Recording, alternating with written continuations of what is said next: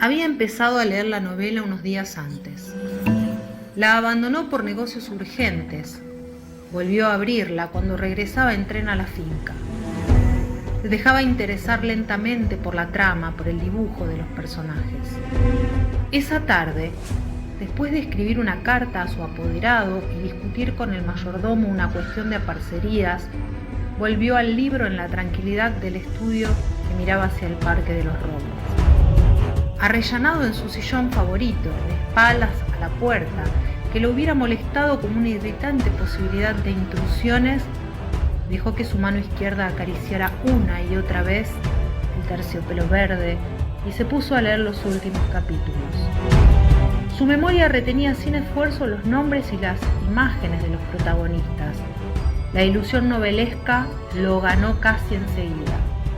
Gozaba del placer casi perverso de irse desgajando línea a línea de lo que lo rodeaba y sentir a la vez que su cabeza descansaba cómodamente en el terciopelo del alto respaldo, que los cigarrillos seguían al alcance de la mano, que más allá de los ventanales danzaba el aire del atardecer bajo los robles.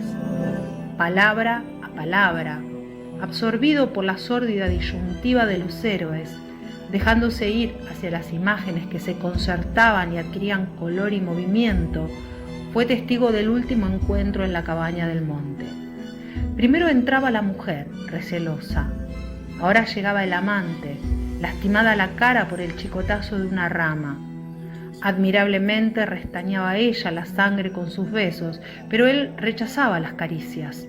No había venido para repetir las ceremonias de una pasión secreta, protegida por un mundo de hojas secas y senderos furtivos.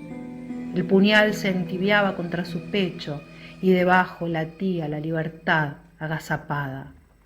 Un diálogo anhelante corría por las páginas como un arroyo de serpientes y se sentía que todo estaba decidido desde siempre. Hasta esas caricias que enredaban el cuerpo del amante como queriendo retenerlo y disuadirlo, dibujaban abominablemente la figura de otro cuerpo que era necesario destruir. Nada había sido olvidado, coartadas, azares, posibles errores. A partir de esa hora, cada instante tenía su empleo minuciosamente atribuido. El doble repaso despiadado se interrumpía apenas para que una mano acariciara una mejilla. Empezaba a anochecer. Sin mirarse ya, atados rígidamente a la tarea que los esperaba, se separaron en la puerta de la cabaña. Ella debía seguir por la senda que iba al norte. Desde la senda opuesta, él se volvió un instante para verla correr con el pelo suelto. Corrió a su vez parapetándose en los árboles y los setos hasta distinguir en la bruma malva del crepúsculo la alameda que llevaba a la casa. Los perros no debían ladrar y no ladraron. El mayordomo no estaría a esa hora y no estaba. Subió los 3 peldaños del porche y entró. Desde la sangre galopando en sus oídos le llegaban las palabras de la mujer. Primero una sala azul, después una galería, una escalera alfombrada. En lo alto, 2 puertas. Nadie en la primera habitación, nadie en la segunda.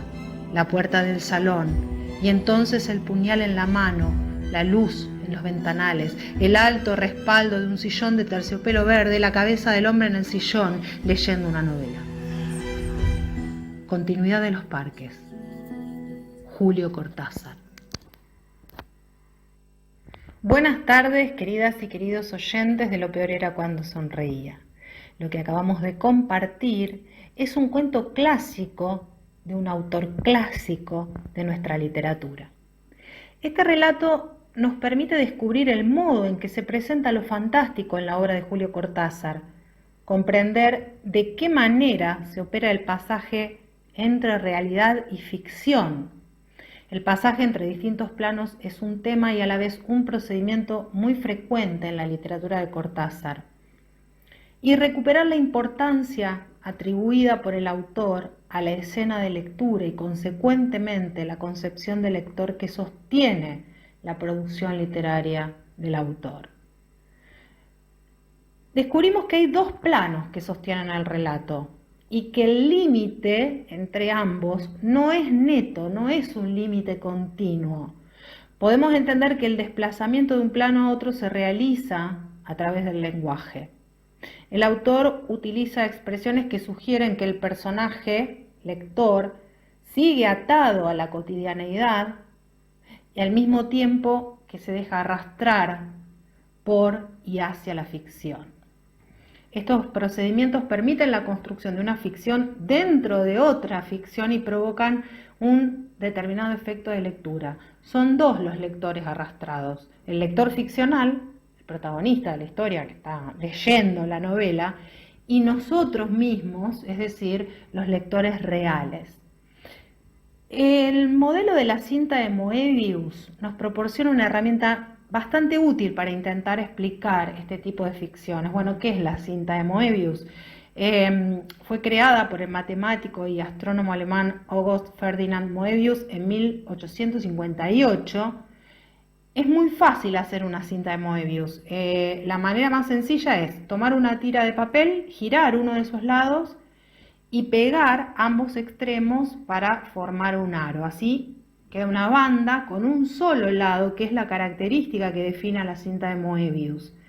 Es imposible determinar cuál es la parte de arriba o la de abajo, la de adentro o la de afuera. Si, por ejemplo, comenzamos a caminar por la parte de arriba de una cinta de Moebius, cuando demos toda la vuelta y lleguemos nuevamente al punto de partida, estaremos, sin darnos cuenta, parados en la parte de abajo. O lo que es lo mismo, si comenzamos a caminar por el borde externo de la cinta, al dar la vuelta completa estaremos en el borde interno de ella. Les recomiendo a los oyentes, hagan su propia cinta de Moebius y van a entender de qué estamos hablando y por qué ese modelo es muy útil para analizar cuentos como este que acabamos de compartir. En continuidad de los parques, no hay un salto de un plano a otro, sino que lo que se experimenta justamente es un desplazamiento sutil, como el caminar de unos insectos por la cinta de Moebius, un desplazamiento sutil entre esos dos planos que son la ficción y la realidad, y eso produce un extrañamiento a través de una puesta en abismo que sumerge tanto al autor como al lector en el territorio de lo fantástico. Espero que les haya gustado la columna del día de hoy. La recomendación: dejarse arrastrar al fantástico mundo de Cortázar, donde nada es lo que parece, y viceversa. Nos volvemos a encontrar en 15 días con más literatura en Lo peor era cuando sonríe.